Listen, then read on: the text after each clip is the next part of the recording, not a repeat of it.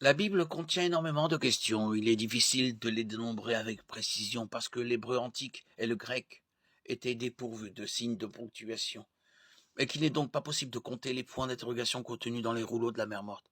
Il est même souvent difficile de savoir si une phrase est vraiment censée être une question. Mais les exégètes bibliques estiment aux alentours de 3300 le nombre de questions contenues dans la Bible. L'énumération de questions contenues dans la Bible présente est évidemment pas exhaustive. Elle n'est qu'un échantillon de certaines des questions les plus importantes et les plus connues. Une des questions fréquentes est: Dieu a-t-il vraiment dit dans Genèse 3:1? C'est la première question de la Bible ainsi que la première fois où la parole de Dieu a été mise en doute. Satan a tenté Ève et de douter de ce que Dieu lui a dit.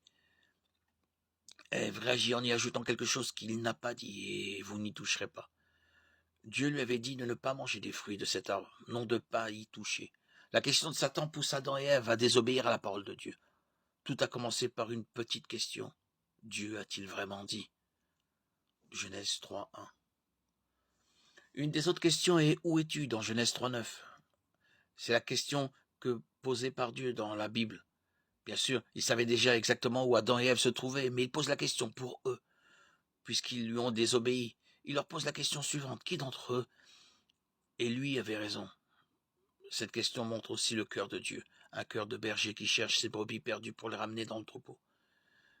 Jésus est venu par la suite chercher et sauver ceux qui étaient perdus. Luc 19:10. Lorsqu'il pose cette question, où es-tu?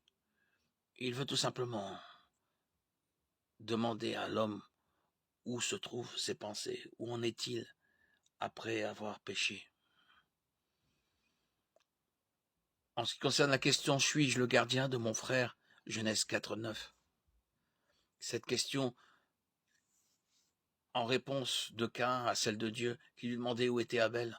Outre le fait que Caïn venait de tuer son frère, sa question exprime un sentiment commun à chacun de nous. Quand nous ne voulons pas nous occuper des autres ou prendre soin d'eux, sommes-nous les gardiens de nos frères? Oui.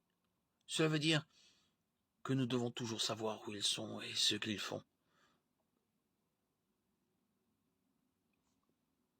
Nous devons nous intéresser assez à eux pour remarquer quand quelque chose ne va pas.